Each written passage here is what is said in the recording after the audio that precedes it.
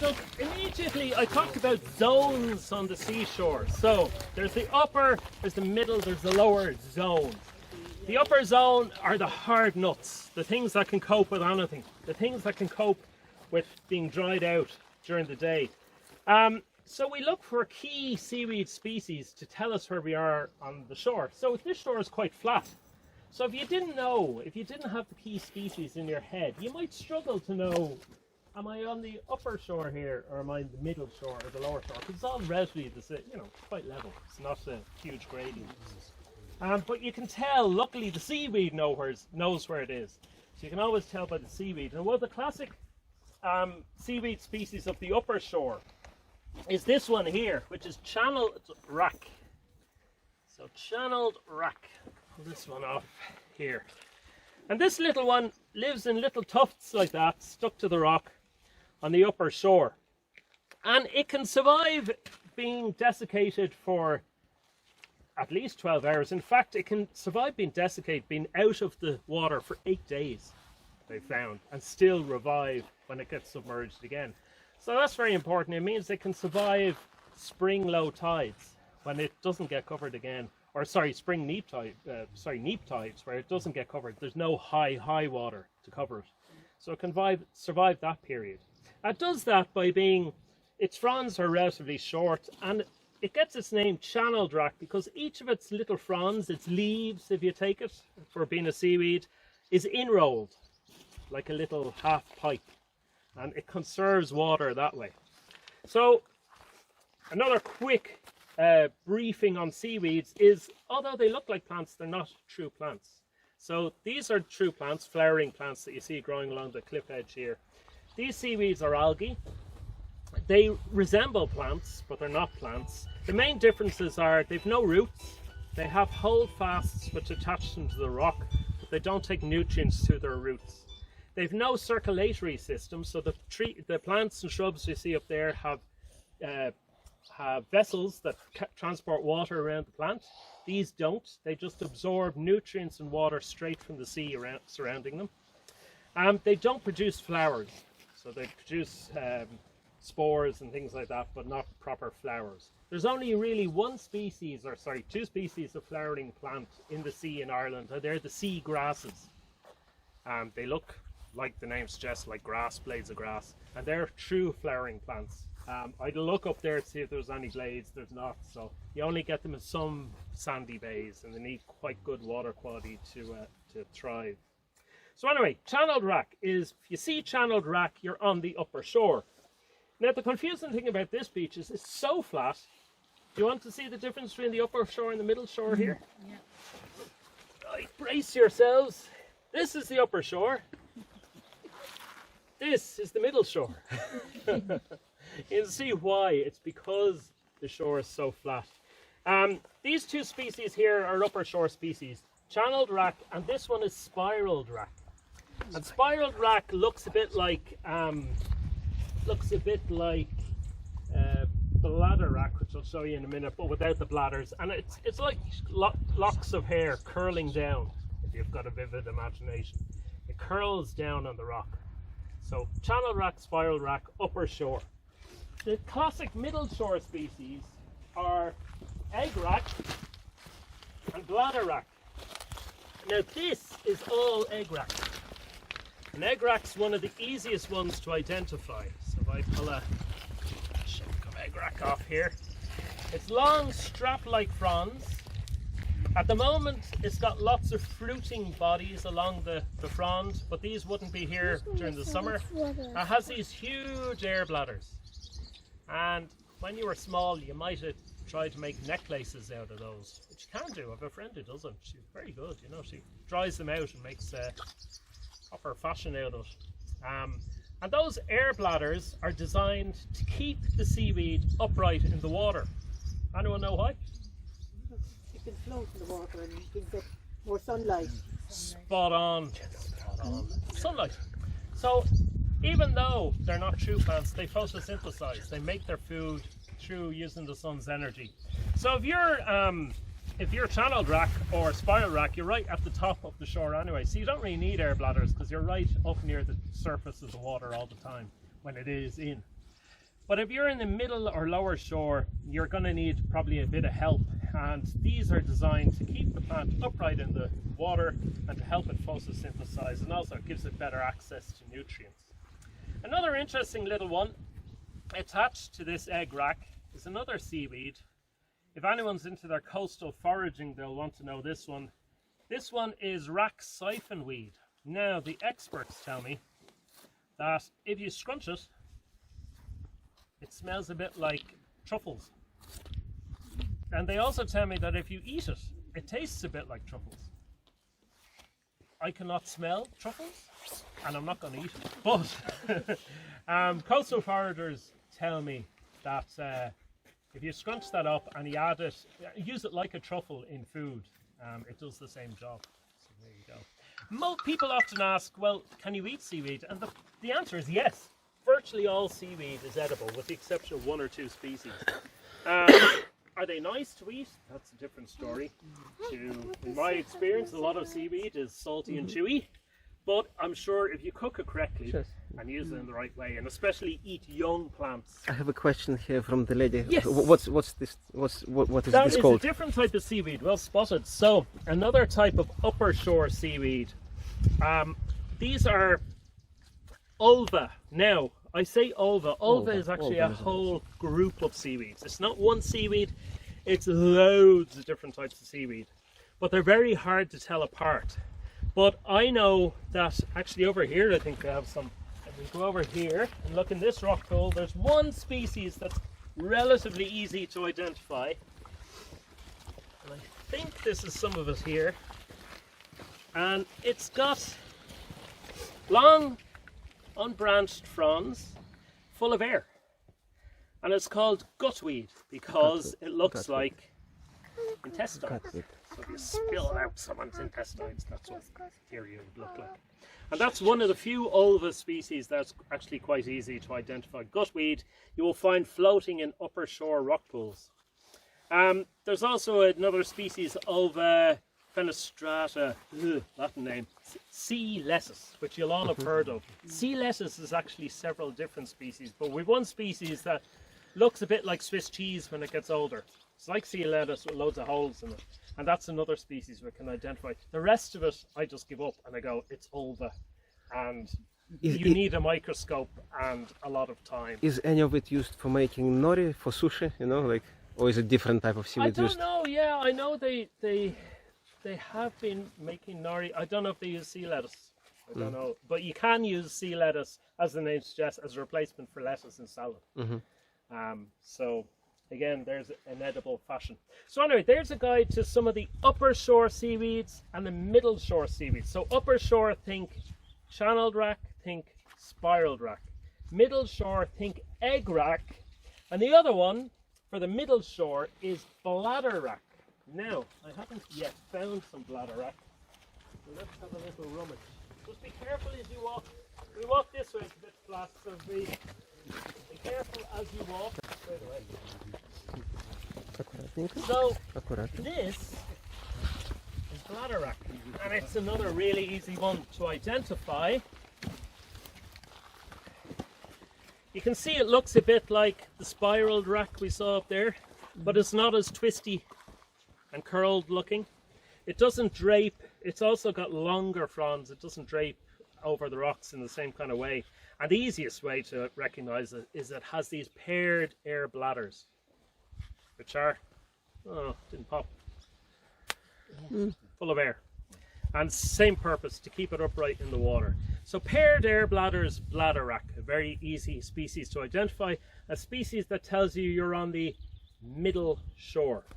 Now, in terms of upper shore, we saw some seaweeds. We didn't see a whole heap in the way of critters, and maybe that's not surprising because it's such a challenging environment. Oh well, that's the middle shore, remember. No, but the orange one there, like, is that the bladder rack? That's the bladder rack still. So this, yeah, that's what they use at this time of year, the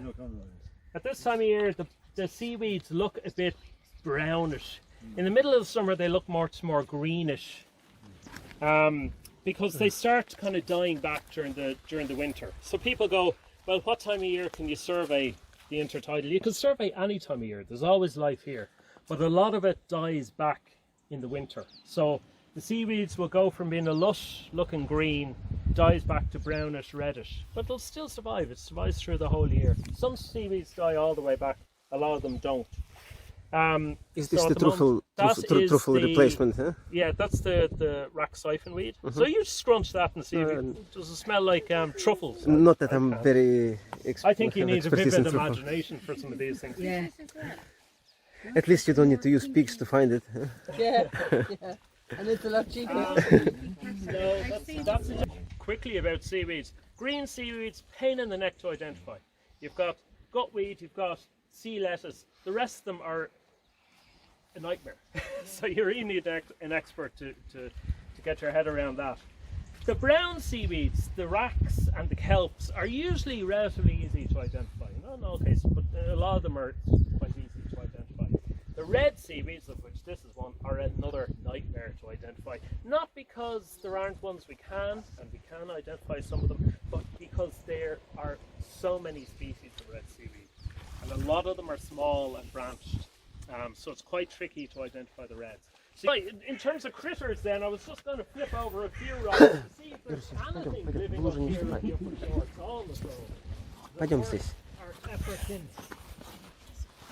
rock flipping. If you want to see animals on the intertidal, there's two main places you're going to find them.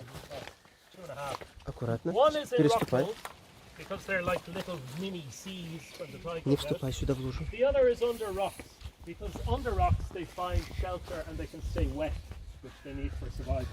The other kind of half place is under seaweeds, less so than under rocks, but they will hide under seaweeds as well. So if you turn over rocks, what we see there is some sandhoppers, and there's a miniature, a little baby crab. So that's a little baby shore crab. Okay. Oh, yes. Yeah. And the other thing, on the intertidal, you will often find the same species that occur in the sea over there, but you'll find the juveniles. They hide out here because it's safer. There's fewer predators at this level on the shore. Obviously, so we move down towards the middle shore. You'll probably find a bit more. The first thing you see animal-wise on the rocks as you come down the shore are these guys. Everyone knows what these are. Barnacles. No, the other one. Oh, sorry, well, there's barnacles there. The limpets, the common limpet. Oh, what's the difference?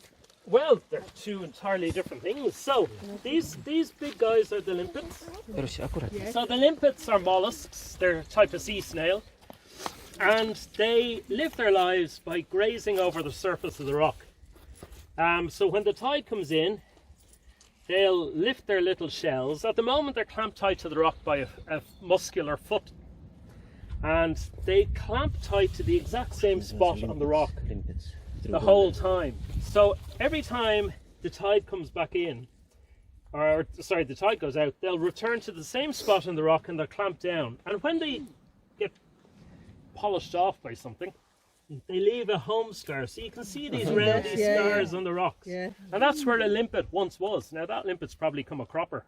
Something's eaten What it. is their predator? Well, there's a range of other sea snails eat them, and also birds will get them if they can. Is and it edible of for course, humans? small people want to go fishing, and people with very strong constitutions can cook them and eat them.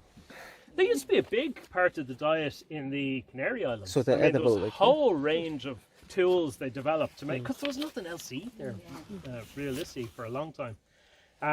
So you can, and I remember seeing a documentary about a family on the Aran Islands who cooked them, and apparently it just takes a long time. You have to really stew them well to break them down so they're not like boot leather, but they are perfectly edible.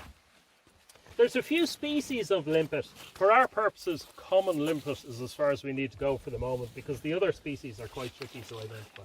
Limpets are snails, the barnacles are relatives of the crab. And what are these?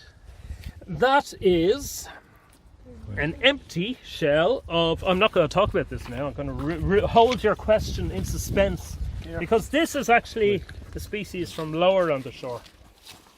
Okay, good one, you found that just there. So here we're definitely entering the middle shore, because One of the first species we've come across here, and again a species that doesn't occur on every shore around the coast. This is a top shell, and it's one of our biggest top shell species. It's called the toothed top shell. And where it gets its name is, can you see in there? Look in the entrance. Can you see a little bump there? That's its tooth. So it's a toothed top shell because of that little bump in the entrance. You see it, the little... Sorry. What would live in this shell? Oh, very good. Okay, so this is actually a species that's a good find. Good species that isn't a rocky shore species. So this is more of a sandy bottom species. So one you're more likely to pick up on the beach. This is the common pelican foot shell. Okay. So common pelican's foot. I've never actually seen one alive around the Irish coast. But you'll find them on sandy bottoms doing whatever. It looks quite exotic, like it from does a look quite exotic, doesn't it? It looks tropical almost. And that one's, relatively unworn. Often they're very worn when they come on shore. So I'd put that one in your pocket if I was you. Bring it home. Let me pick a direction. I'll go over this way and hope that. Is everyone okay? Yeah. If you want to walk around that way, see if you can pick your way around that way, because we're heading down to the sand here. There's a sandy kind of channel just over there, which I came back up the last time.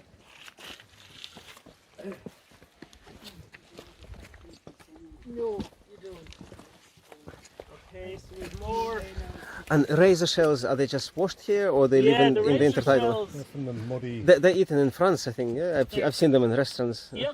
I mean, what we have here is mostly fragments of razor shells, and they live upright in the sand off the shore. So they burrow in that way. So generally in rocky shores you tend to find smashed up specimens. Are they eaten here in Ireland? Or? Yeah, people do. Not as commonly. Again, most of the fishery is for the continental market, but some people do. No, I only saw them in France. I never seen them kind of sold as food here. Like. Well, the Irish aren't very good at eating seafood, by and large.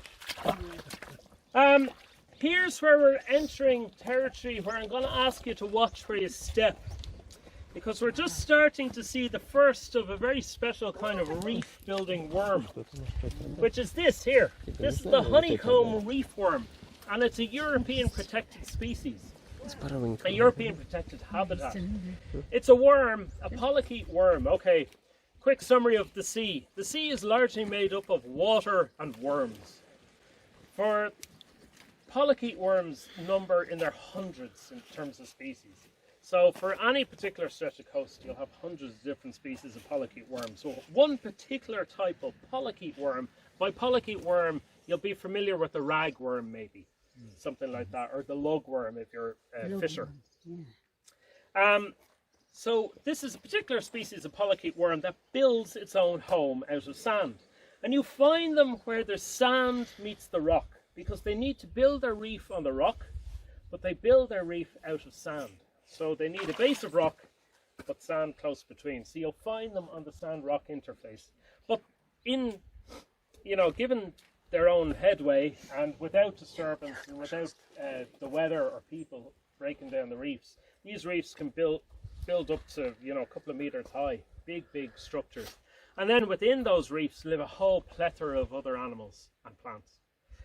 So they're a habitat forming worm. We'll see some better examples further down the shore, but just watch where you put your feet, because they're very easily destroyed. That's the problem with them. That's why they're so rare.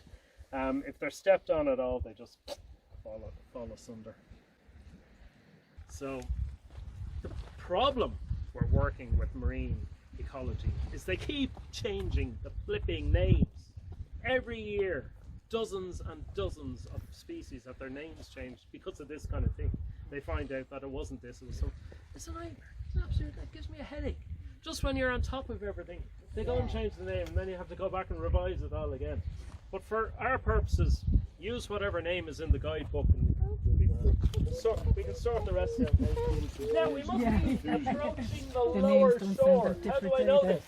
other than I'm a genius, it's because I have found another species of seaweed, which is a classic seaweed of the lower shore, and it's this one, which is serrated wrack. And you can see where serrated wrack gets its name, because the edge of the fronds are serrated like the edge of a knife. So serrated wrack is a species of the lower shore. The other kind of lower shore classic species is dulse. Most of you will have heard of dulse. Many of you might have eaten dulse. Red. Yeah, red one. Apparently best dried out and consumed with Guinness. Just saying, that's all. But of course the problem with dulse is a lot of people collect it, so quite often on various stretches of coast you won't find it at all. But dulse is another classic lower shore species. But for our purposes, serrated wrack should be what you look for, because it's plentiful and easy to identify. If you're looking for other uses of seaweed other than to gaze upon them fondly and think how wonderful they are, think about well, other than you can eat them, seaweed baths. Yeah. So they're, and if I don't know if you've ever had a seaweed bath, but it's like magic. So you take a seaweed, quite commonly bladder wrack or serrated wrack, and you take it and it's kind of brownish and not very attractive looking, and you bring it to your bath and you add boiling water, and like magic it goes from brown to bright green. And all the ooze and goo comes out of it, and that's all gel and vitamins and minerals and nutrients, and that's all very good. We've got one in the other ring. Huh? We've got one actually in the other ring. It's the main ring. And you're actually 300 years old, but you've been having seaweed baths for the last 200. Keep you young forever. Our neighbour as well, what she does with the seaweed is she refines it. And she sells it as an additive rather than using salt. She uses the... Who's your neighbour? That's cool. What's that? Who's your neighbour? Well, she's a poet, Anya Morocco. She's because I know a few of the... but she does that. There's lots of cottage industries now. And what species are suitable for the bath? Like pretty much anything. Stuff with the jelly inside, the yellow stuff that was up there. That's real. That's the real stuff. Pretty much any of the racks, any of these brown seaweeds are fine for a seaweed bath. And they're the ones mainly used probably because they're really common and you can get big chunks of them. But you know, you can even do a seaweed hand bath in a bowl at home and you feel the stuff on your skin. There's a season for them as well. Like they grow. They come to they're best during the summer, but you can pick them any time of year. The advice is not to pull them, because then you remove everything off the rock, but just snip them with the scissors. Because if you snip them just above the base with the scissors, they'll grow back. Okay. All right.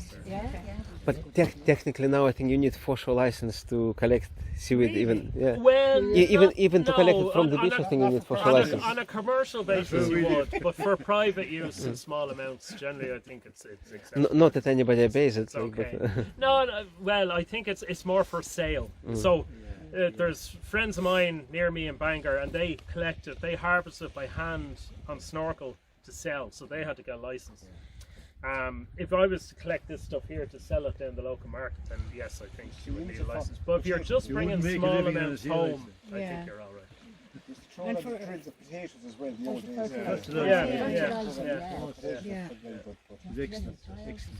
for composting. Would they all, like from the outside all the way in, do they all have the same nutrients if you were picking it? More or less. They're, they vary in their content, but a lot of what they have, vitamin, minerals, iodine, so they're absolutely good for cuts and healing. And then it varies, so things like carrageen are used as food stabilizers, used in ice cream and toothpaste, things like that. So they all have different variants, but essentially the same thing inside. So is effluent effective? Effluent, you have to, I mean, that's a big one really, is you have to make sure you're on a clean shore, because they do absorb, if you're on a heavily polluted shore, they'll absorb the pollutants. So you need to be on a Anyway, we're not here to talk about seaweed foraging. We're here to talk about biodiversity. Which ones are good for composting? Well, they're all. I mean, a lot of what would have been collected for compost is actually what's cast up. What's on the beach already? Which would largely be kelp and racks. You wouldn't eat that, like. You wouldn't eat that because it's cast up. It's begun to degrade, Of course, the thing is, as with my biodiversity hat on, I have to tell you that it's actually a habitat. So that strand line on the beach is a habitat for a whole range of insects, and then that in turn attracts a whole range of bird species that forage on it. So you know, we try and discourage people from tidying up the beach too much. I think we're doing it. Get the weeds on that. I'm just going to go over this way because there's a few more interesting bits and bobs. How are we doing for time? So if you don't watch me, I'll keep you here till midnight. I'll just blather on and on and on and on and on. There's a few species down here I wanted to get a bit of a glimpse of. You can still see we're getting, even though we've serrated rat over here, we have some middle shore species here as well with the bladder rat. And that's because, again, this shore is so flat. It's, you know, 1 minute you're middle shore, next minute you're lower shore.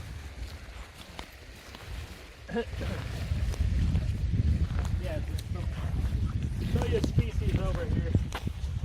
Just notice Kelp.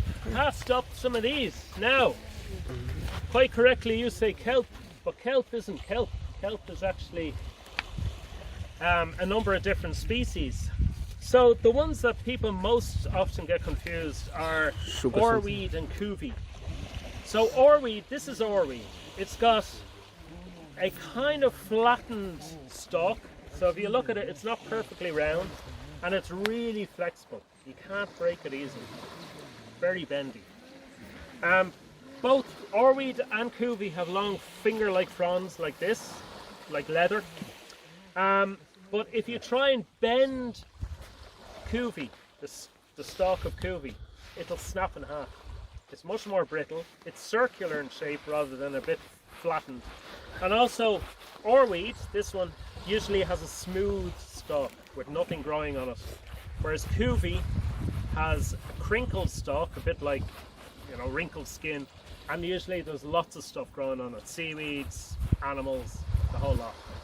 And these two are probably two of the most important species from an ecological perspective, because they create kelp parks all along the coastline. Those sharp kind of ruffles. And it's also got a holdfast that holds it to the rock that's covered in spikes. So some of the big ones look like a big hedgehog, covered in these short spikes. You know, can get as big as a football, covered in spikes. And it's actually one of our tallest seaweeds. They grow up to at least 3 or 4, 5, maybe even 6 meters in height. Just to show you some of the things that grow on kelp fronds. This stuff here, you'll have often seen this. It looks a bit like shark skin or something like that. It's actually a type of an animal, a single-celled animal called a bryozoan. This one's called sea mat, and it lives up to its name. It forms a single-layered mat. So each of these little squares, if you like, is an animal. It's like fungal, like fungus. No, not really. It's an animal, not plants. So it's but a single-celled one with thick walls, and they form this colony grown across the leaf of the kelp, and that in turn is food for a whole range of sea snails, other species. So if you've ever heard of nudibranchs, which are these really colourful sea snails, people think of them in tropical places, but we get them here. They eat these quite a lot. So every surface in the sea tends to be a home for something else, and that's the way it works. So we're going to come up here and try.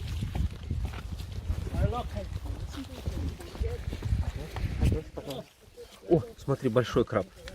Только дохлый. There's a big dead crab here. Lots of edible periwinkles. Lots and lots and lots. Stop. So you can see even these edible periwinkles come in a whole range of colours. So this one's almost red, and you can get them in yellow and all sorts of different colours. We do great macro photography with the Sorry, John. There's a mostly dead shore crab. Indeed, all dead shore crab. He's very blue, isn't he? He's dead, yeah. See, Bluey. Oh, look, he's not dead. Oh, he's been. Oh, it's all moving. You know, So- you know, now, like, they'd be eaten, they'd be biting out of them. And, Their belly. well, I mean, He's very colourful. that's the thing. People think of them as one colour, but for most species in the seashore, they come in a whole range of colours. So people quite often send us queries. It's just a different so colour, much now. form. Here's another type of seaweed. Seaweed's quite. This is laver. You might have heard of laver. Who's asked me about nori or this kind of stuff is what they Okay. use for that. This is purple laver. So it's just- Again, there's quite a few species look the same. Very hard to identify, so they just generally go in. But a as few years ago, I heard that actually Japan is importing some seaweed from Irish waters I well to believe produce it. it. So I was just curious, like which species. For quality. I mean, it's worth. You know, the world's market for carrageen now is like 36 million or something. It's like gelatin, alternative to gelatin. Money, in these, and you know, you can see they use this to make wraps for sushi and stuff like that. Yeah. So again, all edible. Sushi restaurant in Cork. Yes. Let's have a look. Oh, smakely crab. Loads of them. Scream. Oh, they're all scuttled into the seaweed. They didn't like being exposed. Well, they don't. Сейчас мы Spend their найдем whole что-то, life пойдем. trying not to be. So, Смотри. Wow. What is he, a crab? so that's a short crab. Wouldn't bite you now, no. Well, at this, it's got pointy legs in the middle. The middle three pairs of legs are pointy, and therefore holding onto rocks or fingers in my case.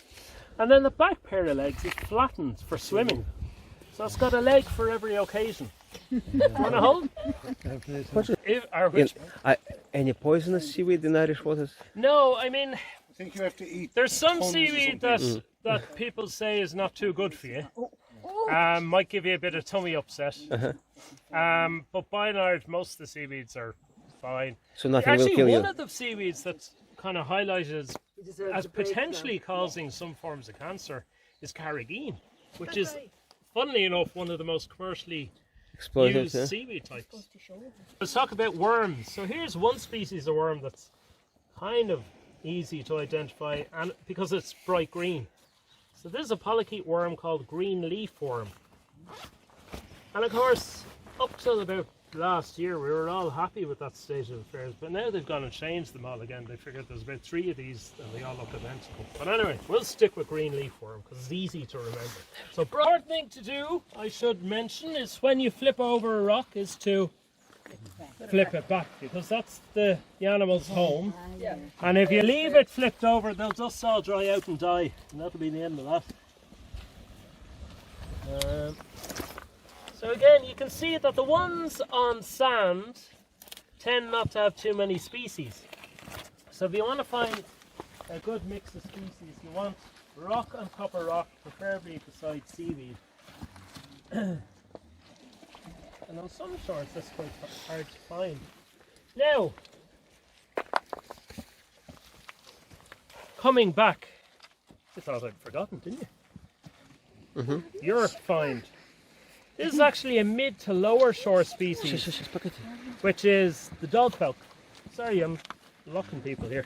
Which is the dog whelk. This is actually 2 species here. So you've got a dog whelk shell with keel worms growing on top. So again, almost everything in the marine environment, especially if it's hard, there's a shell or a rock or a wreck or anything hard at all, will have things growing on it, because hard substrates are in short supply in the sea. So you tend to get stuff growing all over them. But anyway, the main focus of this is the dog whelk.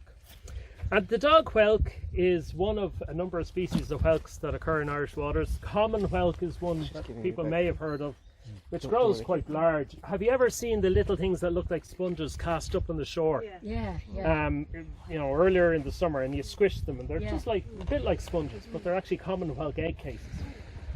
Common whelks live out in sandy substrates, sandy and muddy substrates.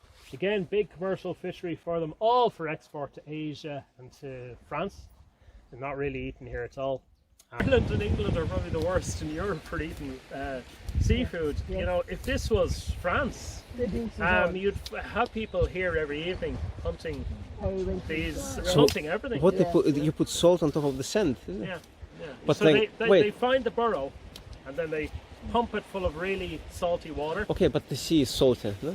Yeah, but it's much higher salt concentration. Okay. So literally, you would get a bottle and you'd mix half and half or more with salt water, and then when you squirt that into the burrow, because it's such a higher salt concentration, the animal can't tolerate. How do you find the burrow? At low tide, you look for these quite large holes. That's where the animal. Is that like an invertebrate? So they're buried in sand, deep below, like. Yeah? Yeah, they're quite large. Yeah. But is it not easier just to take a shovel and? No, you'd never catch it. You could try chasing that down, and so it actually moves quite fast. You would just be a laughing stock because you'd never catch it. Move outside of a small area like this. I'll just go from pool to pool and from rock to rock, and you'll just find more and more. And the best time to go surveying the shores at low spring tides, when the sea is really tide is completely far out. But in general, for doing a rocky shore safari, we advise people to go about an hour before low tide, maybe 2 hours before low tide. And fall kind of starter surveys, seashore spotter. And basically what we ask people to do is just wander around as we have today on a particular stretch of shore. Just locate where you are and take photos of anything you find. Do your best to identify them. But with Seashore Spotter, we have an option, we have a cheat button. So you can try your best to identify them, and don't worry about it if you get it wrong, because we'll validate them anyway. So if you get it wrong, we can correct it, that's no problem.